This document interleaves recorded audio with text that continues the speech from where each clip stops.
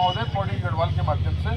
विषय है the Loni urban multi state credit and thrift cooperative society द्वारा निवेशकों का धन न लौटाए जाने या मुख्य संचालनकर्ता, बोर्ड ऑफ डायरेक्टर्स या अन्य जो संबंधित हैं, कोई भी हो XYZ, अगर वो छोटे में हो चाहे बड़े में हो, हमारे द्वारा किसी को नहीं बख्शा जाएगा, क्योंकि 2 लाख से ऊपर उत्तराखंड के निवेशक हैं।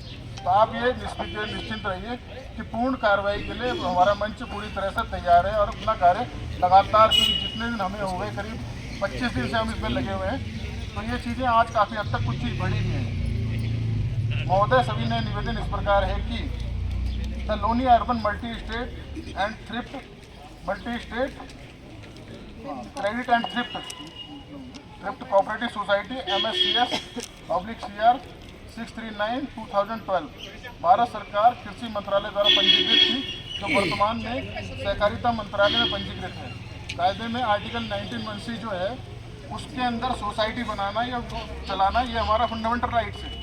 और सोसाइटी बनी और एक गवर्नमेंट संस्था के द्वारा जो है, इसमें पूरा की विधि मान्यता के हिसाब से चल रही थी, लीगलिटी थी इसकी, तो लोग इसी भरोसे में लोग इसमें फंसे हैं। और कहीं ना कहीं क्योंकि जब एजेंसियां इसमें गड़बड़ करती हैं, तो क्या होता है कि कई सारी चीज़ें होंगी, जांच एजेंसियाँ जो है, या उस टाइम जो निबंधक सहकारी समिति उत्तराखंड जो थी, उसके द्वारा भी इसमें बताया गया कि गड़बड़ी है, वो ध्यान देते तो शायद इतना बड़ा घोटाला नहीं हो पाता। उसी संबंध में हमारी विषय था, तो हमने इसमें कुछ बिंदु रखे हैं। महोदय, उत्तराखंड राज्य सरकार के पत्र संख्या 6938/39 अधिकोष्ठ मल्टी स्टेट अनापत्ति 2016-17 दिनांक 16 जनवरी 2017 इस सोसाइटी को संचालित करने की अनुमति प्राप्त हुई। संबंधित सोसाइटी में उत्तराखंड राज्य से लाखों लोगों के द्वारा अपना निवेश RD, कई सारे जैसे सुकन्या धन हो गया, आयुष्मान योजना, पेंशन प्लान, लोग विश्वास करेंगे कि गवर्नमेंट के ही सारी ऐसी जो है योजनाएं हैं, तो लोग निवेश करते हैं। इसमें FD भी है, MIT के माध्यम से कम से कम मेरे हिसाब से, मैं जो अभी तक सोच रहा था 500 करोड़, हो सकता है कि इससे ज़्यादा भी जो फैक्ट फाइंडिंग होगी, जो एजेंसी लगेंगी, तो निकल के आएगी चीज़। महोदय, 29/10/2024 को बिना किसी सूचना के सोसाइटी द्वारा अपना पोर्टल बंद कर दिया गया और नवंबर माह में सोसाइटी का मोबाइल ऐप व वेबसाइट भी बंद कर दी गई। सोसाइटी LUCC में उत्तराखंड राज्य से लगभग 25,000 से अधिक महिलाएं, पुरुष व बुजुर्ग इस सोसाइटी में कार्यरत थे, जिनकी जीविका जो है, आजीविका कृषि, पशुपालन और मजदूरी पर निर्भर है। महोदय, इस सोसाइटी में लगभग 2 लाख निवेशक हैं।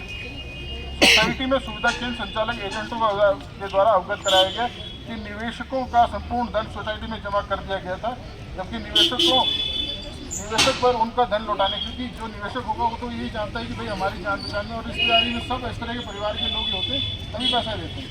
तो इसमें सारा दोष इनका नहीं, तो प्रबंधकीय मंडल जो उच्च शिक्षा के अधिकारी हैं, सब लोग हैं, और जो फैक्ट फाइंडिंग में जांच में आएंगे, हम उन सब पे कार्रवाई चाहते हैं।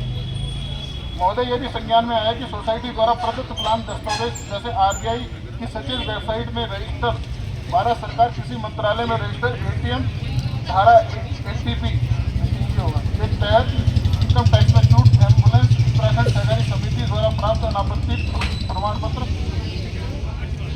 विस्तार अभिनेता प्रचारक। अब देखिए, इसमें सबसे बड़ी क्या चीज़ थी कि आलोकनाथ, सुरेश तलपड़े जैसे बड़े बड़े लोग इसमें कह रहे हैं कि हम इसमें ये सोसाइटी ठीक है, और मैंने भी कई वीडियो सुनी है, तो इन जैसे भी कार्रवाई होनी चाहिए। और न्यायपालिका का विकल्प खुला हुआ है, और लास्ट तक इस विकल्प को पूरा हम प्रयोग करेंगे। आप इसके लिए निष्पक्ष रहिए। आलोकनाथ, सुरेश तलपड़े, अमन वर्मा, सोनू सूद और फंड मैनेजर RK सेट्टी की एक चीज़ और पता चली मुझे जब जाँच करी इसकी, तो RK सेट्टी एक मातृभूमि सोसाइटी है, उसमें भी जो है वो वाइस चेयरमैन है, बोर्ड ऑफ डायरेक्टर्स में जो है वाइस चेयरमैन बना हुआ है। मातृभूमि, अगला घोटाला वहाँ भी करके भाग सकता है, तो हमने उसके लिए भी ED को लिंक किया है। सेट्टी इत्यादि देखकर जमाकर्ताओं ने संतुष्टि के उपरांत ही सोसाइटी में निवेश किया। सोसाइटी निवेशकों की रसीद, पॉलिसी, बॉन्ड, पासबुक भी मुहैया कराती है। महोदय, आपके संज्ञान में यह भी लाना चाहते हैं कि सोसाइटी ने उत्तराखंड राज्य में 6 जनवरी 2017 से अपना कार्य विस्तार करते हुए बतौर एजेंट व सुविधा केंद्र भी खुलवाए, जिस हेतु समस्त सुविधा केंद्रों में 2 लाख रुपये सिक्योरिटी के रूप में दिए गए। 2018 में सुविधा केंद्रों को भी ATM की सुविधाएं प्रदान की गई, जिसके लिए सुविधा केंद्र में तय शुल्क भी लिया गया। साथ ही कोरोना काल में 2019-20 में जो है निःशुल्क एम्बुलेंस की भी चलाई गई थी। अतः महोदय जी, आपसे गर्भवती प्राप्त है कि उपरोक्त प्रोजेक्ट का संज्ञान ग्रहण करते हुए उत्तराखंड के लगभग 2 लाख निवेशकों के हितों को ध्यान में रखकर सहकारिता मंत्रालय भारत सरकार उत्तराखंड सरकार ने रखते हुए निवेश किए हुए पैसे सोसाइटी एवं सोसाइटी से संबंधित एजेंसियों से अनियमित जमा योजना पावती अधिनियम 2019 यानी banning of unregulated deposit scheme 2019 के अंतर्गत दिलवाने की महती कृपा करें। अब ये बताइए कि मैं जब पढ़ा इसको तो बर्ड्स एक्ट जो है 2019 में ये आया था, इसके संबंध में अपर सचिव जो है महोदय उन्होंने हर डिस्ट्रिक्ट के जिलाधिकारी को ये बात कह दी और ये सोसाइटी चल रही है, कहीं ना कहीं सब जितने अधिकारी हैं उनकी जिम्मेदारी भी बनती है। नहीं देख पाए मगर बर्ड्स एक्ट जब से लागू है फर्क पड़ा है। और कभी भी आप ये मान लीजिए कि जो शॉर्टकट दुनिया में पैसे कमाने में कोई शॉर्टकट नहीं होता, वो बहुत सही तरह से भी मेहनत करके ही कमाया जाता है। ऐसी एजेंसी हमेशा ऐसे ही धोखा करती है, तो आगे बच कर रहना है। और आप यकीन मानिए इस क्रम में हमारा धरना प्रदर्शन भी चलेगा और दबाव समूह के रूप में हम कार्य भी कर रहे हैं। और अपनी बहनों से कोशिश वादा भी करता हूँ कि जितना बन पड़ेगा ना आखिरी तक हम इसकी लड़ाई लड़ेंगे। और आप चिंता मत कीजिए, जो दोषी होगा उसे कहीं से भी पकड़वाने के लिए सरकारी एजेंसियों को दबाव बनाएंगे। जय हिंद, जय भारत, जय उत्तराखंड।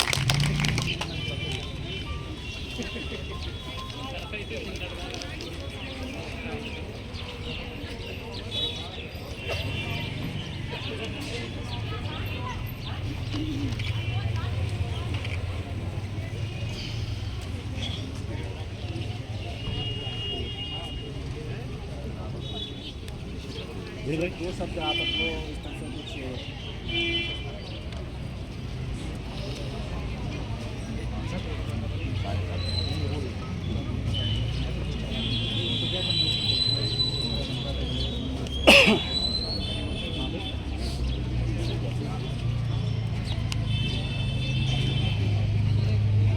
मैं सर से अनुरोध करता हूँ, जो कानून से संबंधित है 2 बातें।